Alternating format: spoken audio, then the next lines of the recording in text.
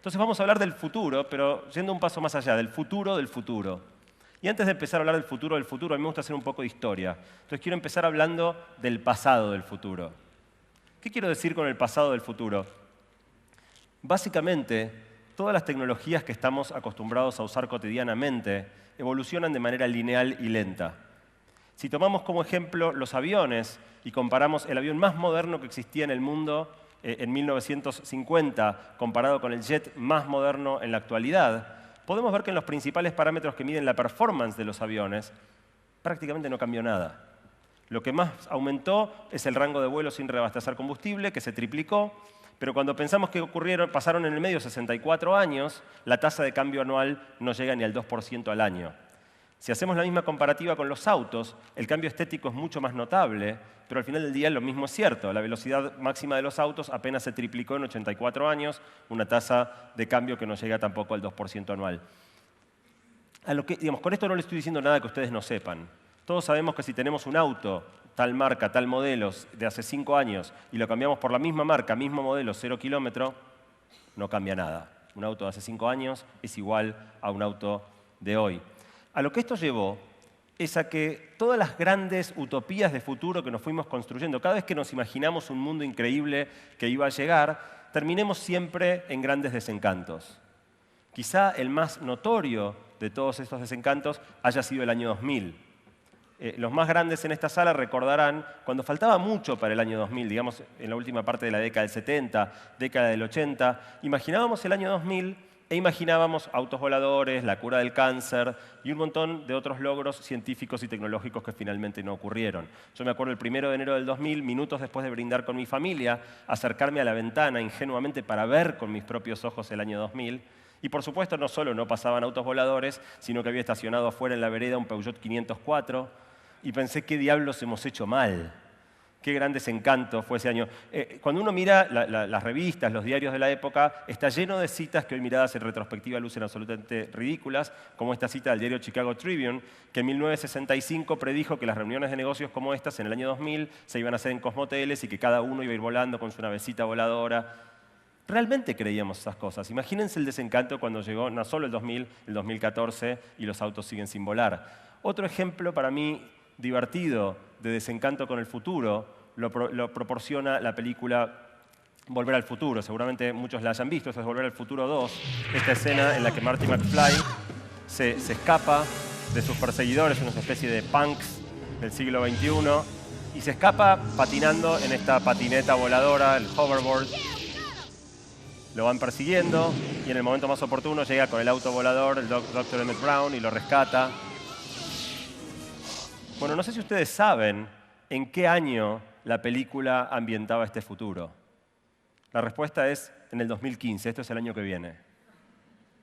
Obviamente va a ser otro gran desencanto, el futuro del 2015 no se parece en nada a lo que lo imaginó Robert Zemeckis hace 30 años. Pero la cosa empezó a cambiar.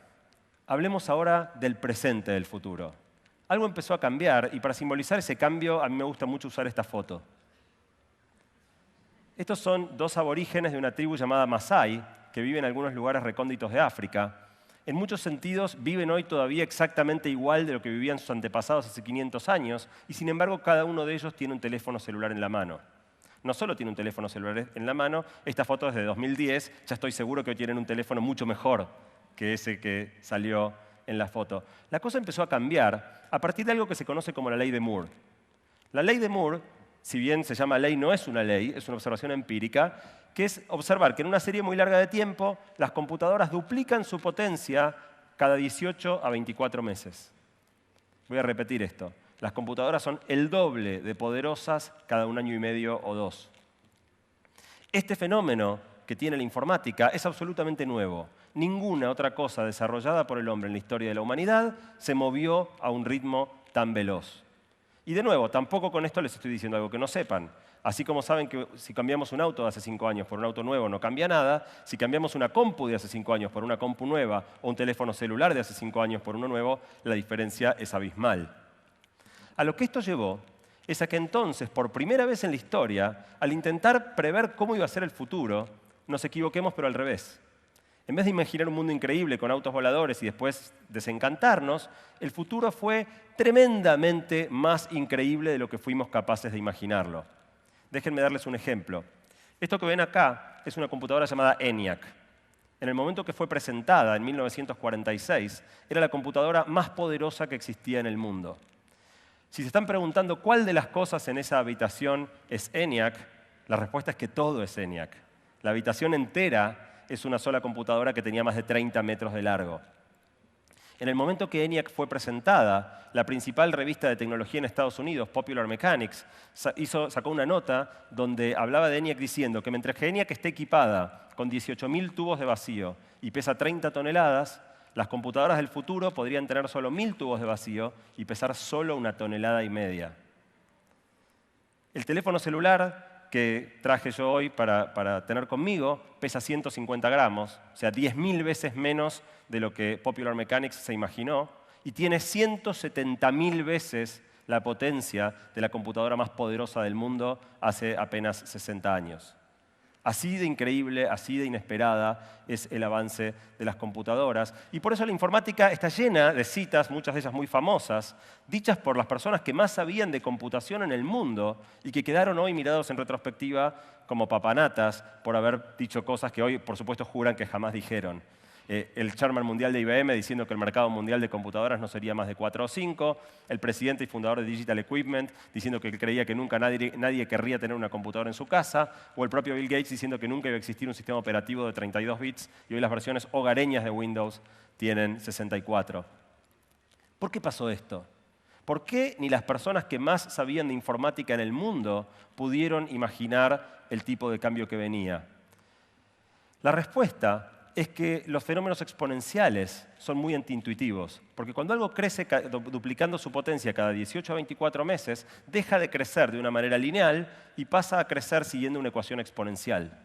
Si comparamos una curva lineal, o sea, una recta, con una curva exponencial, en ese caso la rosada es lineal, la azul es exponencial, en la primera etapa del proceso no parecen demasiado distintas. Incluso por ahí la lineal parece moverse un poco más rápido que la exponencial. Pero si prolongamos un poco las curvas, la cosa empieza a cambiar. De repente la exponencial empieza a avanzar un poco más rápido. Todavía no parece muy diferente la azul de la rosa. Pero si uno avanza un paso más, la diferencia se vuelve enorme. Es probablemente parados en el punto de cruce que Bill Gates, Tom Watson hicieron sus predicciones. Se imaginaron que la realidad seguiría por la línea rosa y la realidad se fue por la línea azul. Déjenme ilustrarles con un ejemplo el absurdo poder de los cambios exponenciales.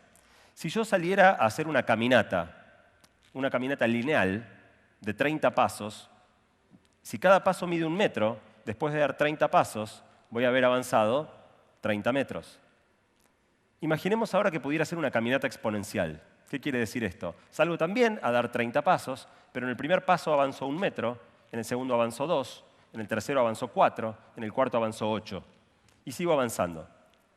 Cuando llego al paso 10, me fijo cuánto avancé y avancé 1 kilómetro. ¡Wow! Piensen que con el otro habíamos hecho solo 30 metros. Ahora con 1/3 del recorrido ya hicimos 1 kilómetro. ¿Hasta dónde llegaremos haciendo los 2/3 restantes? ¿Llegaremos tal vez a 30 kilómetros, 1000 veces más que en el otro camino?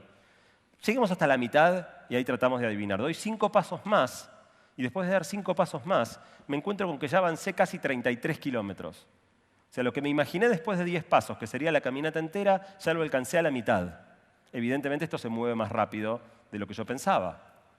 ¿Hasta dónde llegaré cuando dé el paso 30, la segunda mitad de la caminata? Bueno, seguramente ya se dieron cuenta que es un número muy grande y si les pido que arriesguen dirán algún número exagerado. No creo que, aún por más exagerados que traten de ser, se les ocurra que donde esa caminata termina es después de haber dado 40 vueltas completas a la Tierra caminando por el Ecuador. Así de imposible de predecir para nuestra mente lineal es lidiar con un fenómeno exponencial. Y si vemos la misma gráfica que vimos para los autos y los aviones, pero ahora aplicada a las computadoras, podemos ver, y no elegí para el ejemplo una supercomputadora, elegí la Mac cuando salió por primera vez la Apple II en 1977, comparada con la que estoy usando para proyectar en este momento.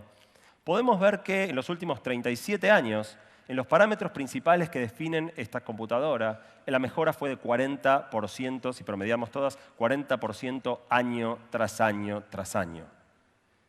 Por eso no nos sorprende ver cosas como estas. Esta es una publicidad de 1985. El disco rígido que estabas soñando. 10 megas por $3.400. Si hoy quisiéramos hacer este aviso y nos compramos en Amazon un disco de 1 tera y hacemos la cuenta de cuánto nos están costando 10 megas adentro de ese disco, este aviso habría que replantearlo de esta manera.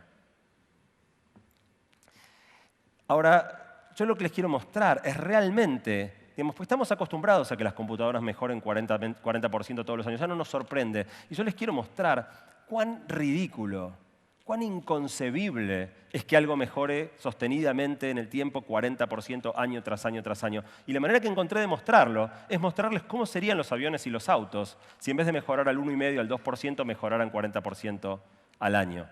La respuesta es que este avión, que en 1950 volaba a 846 kilómetros por hora, hoy volaría a 790 veces la velocidad de la luz.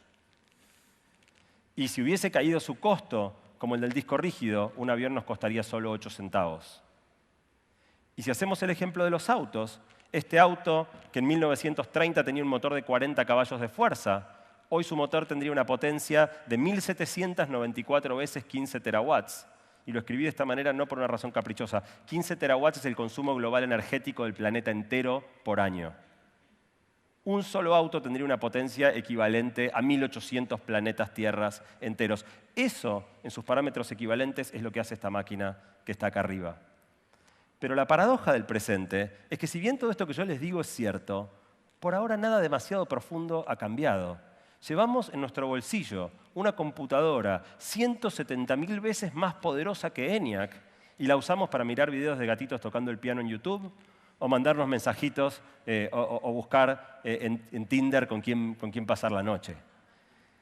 Esa es la paradoja del presente. La tecnología tiene el poder de cambiar nuestra vida de manera radical y por ahora la verdad que no ha cambiado mucho nada, más allá de que es muy divertido poder hablar casi gratis por teléfono con una persona del otro lado del planeta y ciertas, celulares cada vez más chiquititos y televisores cada vez más grandes, electrónicas de consumo. Entramos ahora a hablar de la parte más interesante, del futuro del futuro. La cosa está cambiando de nuevo. Y la cosa está cambiando de nuevo porque de alguna manera la ley de Moore es contagiosa. De repente, este poder absurdo de las computadoras, que crece año tras año, empieza a meterse en terrenos completamente nuevos. Tomemos como ejemplo la biología. La biología, 200 años atrás, era Darwin, que subía a un barco y salía a dar la vuelta al mundo buscando especies animales que todavía no habían sido encontradas, y llevaba su libretita, y de repente veía una especie que nunca había visto antes y tenía que describirla. Uy, una ranita. Es verde, tiene ojitos saltones. Una vez que la había descrito tenía que clasificarla. Es un batracio, es un anfibio, es un vertebrado. Una vez que la había descrito y clasificado, si quería seguir aprendiendo acerca de la ranita, tenía que atrapar una, abrirla al medio y mirar qué tiene adentro para entender cómo funciona. Quiero aclarar que la foto que ven en el medio es un peluche. Ningún animal fue lastimado en la preparación de esta presentación.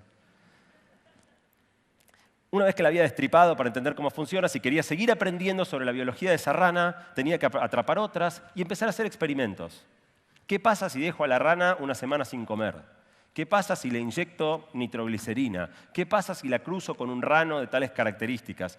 Y así, de manera lineal y lenta, adquiríamos conocimiento biológico acerca de esa rana. Esto empieza a cambiar de manera radical hace nada más que 12 años, cuando por primera vez fuimos capaces de leer el genoma de esa rana. El genoma de esa rana y de cualquiera de nosotros y de cualquier ser vivo en esta tierra, una bacteria, un alga, una planta, un animal o un ser humano, es el ADN contenido en el núcleo de cada célula de cada ser vivo, que está compuesta por 4 sustancias que normalmente se simbolizan con las letras A, C, T y G. De manera que el genoma de esta rana, de nosotros o de una bacteria, se puede escribir como una serie muy larga de estas 4 letras. Lo interesante es que cuando podemos leer el genoma, la rana ya no es una rana. La rana es información. E información es aquello que las computadoras procesan extraordinariamente bien. No solo extraordinariamente bien, el doble de bien cada 18 a 24 meses. Y entonces el conocimiento biológico empieza a cambiar de señores con delantal haciendo experimentos en un laboratorio a hackers en un sótano en bermudas y crocs tratando de escribir algoritmos más y más poderosos para correr en máquinas más y más veloces para arrancar el conocimiento contenido en ese genoma, que de alguna manera encierra la mayoría de los secretos de la ranitud. de la esencia de qué es ser esa rana. Y este fenómeno que les cuento, ejemplificado en la biología, no se limita a la biología. Pasa en la biología, pasa en la medicina, pasa en la neurociencia, pasa en la robótica, pasa en la inteligencia artificial. De repente todos estos campos que se movían de manera lineal y lenta empiezan a avanzar a ritmo exponencial. Y como vimos en las gráficas, al principio de un fenómeno exponencial no se nota tanto la diferencia. Pero cuando uno sabe que algo está en una curva exponencial, tiene que esperar una tasa de cambio muy veloz más adelante en el tiempo. Entonces,